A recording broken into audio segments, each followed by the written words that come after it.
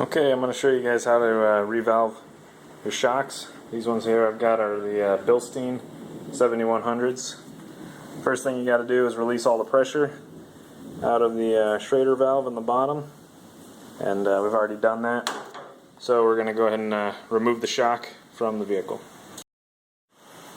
Okay, now we got the shock off the buggy. I want to show you this little tool that I made for holding the shock in the bench vise.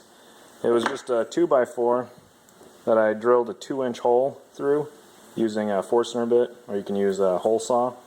And then I cut it in half, and then I just clamp this inside my bench vise, and it holds the shock really firmly without marring the finish. So I'll go ahead and put this in the vise. Okay, you can see how I've got the shock being held inside my bench vise. You can see how the 2x4 clamps onto it and does a really good job of holding it in place so you can work on it without having it bounce around on your table. Alright, so the first thing we're going to do in disassembling this shock is removing this wiper cap right here. So what you got to do is take something like a chisel or a screwdriver and a hammer and hammer it in through this end here. As what I'm using, this is actually a flat blade screwdriver that I modified on my grinder right over here, just to make it a little bit sharper so that it can fit down inside this very small crack here. So just a couple of taps with a hammer will get it underneath here. You work it your way around and this cap will come off. Okay, so you can see I've done just about everything I can do with my modified screwdriver here. So now we can switch over to just a regular flathead and start working this in, moving around the shock so you pull the cap up evenly. And that's all there is to it. So this is your wiper cap, and this is your first wiper seal here. So you can just slide those up and out of the way. Okay, the next thing we're going to want to do is we got to depress this, I think this is what they call their gold wiper seal, something like that. We got to push this down so that we can expose this ring clip that's inside here, so we can get that out. So all we do is you want to give it a couple of good light taps with a hammer, working your way all the way around until eventually you have enough room to pull that seal. Okay, you can start to see that I'm exposing the that ring clip. We just keep tapping and working our way around. We'll have enough room to get at it. Okay, that's probably enough right there. So you can see that we got just barely enough room to get at that ring clip right there. Okay, so for removing this ring clip, I just have a small jeweler's screwdriver here, and I just start picking down in there until I can pry the clip out, and that's all there is to that. Okay, so for this next part you'll use 2 flat blade screwdrivers, and what you end up doing is stick the flat blade screwdrivers on each side. Try to do this while holding the camera. Like so. You use them kind of like a bottle opener, and you pry this cap up out. Now when you get to a certain point, you'll lose your leverage point, which is the outside casing of the shock here. And I'll show you a little secret that I came up with to fix that problem. Okay, so you can see that I can't pry this cap up anymore because of the angle that it's at now. So Bilstein sells a tool that fits over this that allows you to increase your leverage to pry this guy up the rest of the way.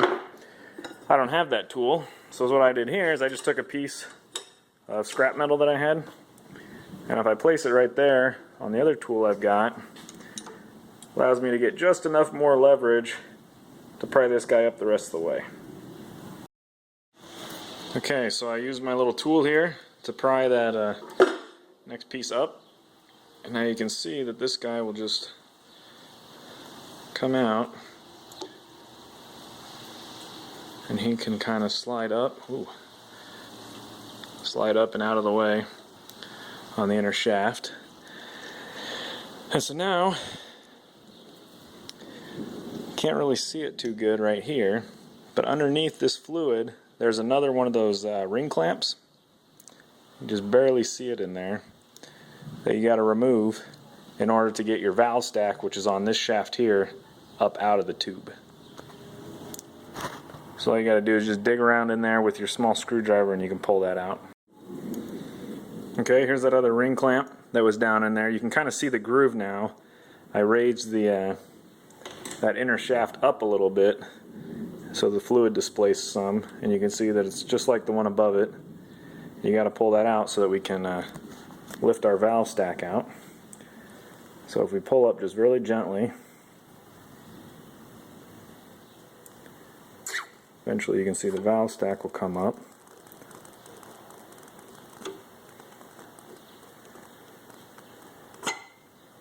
You want to tip it sideways to let some of that oil drain back off of there.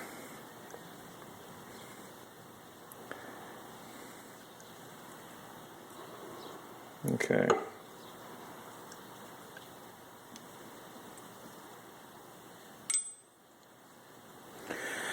Alright, so there's your shock. It's pretty much disassembled now. Okay, now I've got just the inner part of the shock being held in the bench vise just by its the bottom portion, the eyelet. This will allow us to be able to easily get to our nut here to pull our valve stack off. Okay, so I took the nut off, and the rest of this stuff you can just grab all at once and it'll just come right up off that shaft, just like that. You're going to want to keep this oriented somehow, come up with some system so you don't forget which way it all goes back together.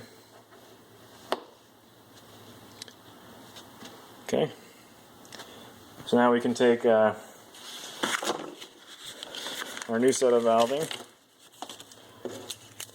and it comes with this little piece of paper that represents your piston, and I said this side towards nut. So the way we took it off, the nut would have gone up here on this side. So our new valving will go in there just like that. We got the bottom and the top.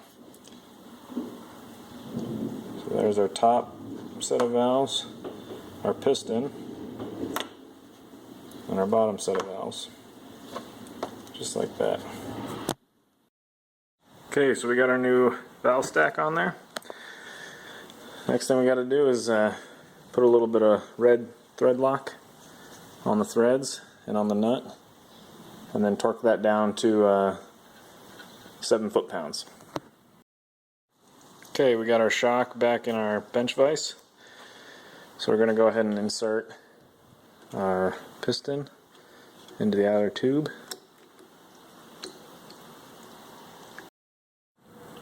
Okay, now that our piston's down far enough, we can install the ring clamp down here on this lower portion. Okay, we got that ring back in there. Now we could just slide this wiper seal down and close everything up and we'd be good to go. However, you'll notice that our oil level is pretty far below that line, and that's going to cause us to have a lot of bubbles in the system. So if we push our piston down some, that oil line will come up.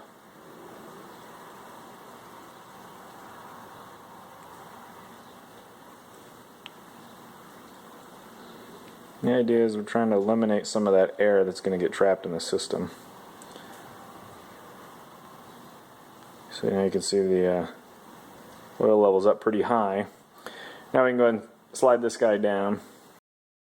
Okay, using a few soft taps of the hammer around this edge, we've got the this piece down far enough that we can install our ring down in that crevice. Okay, you can see our ring's down in there now. This step is pretty important. You want to make sure that that ring's all the way seated. Otherwise, when you pressurize your shocks, they will explode. Okay, the next thing we got to do is we're going to add a little bit of red Loctite around this lip here, and then we'll hammer this guy down to close the shock back up.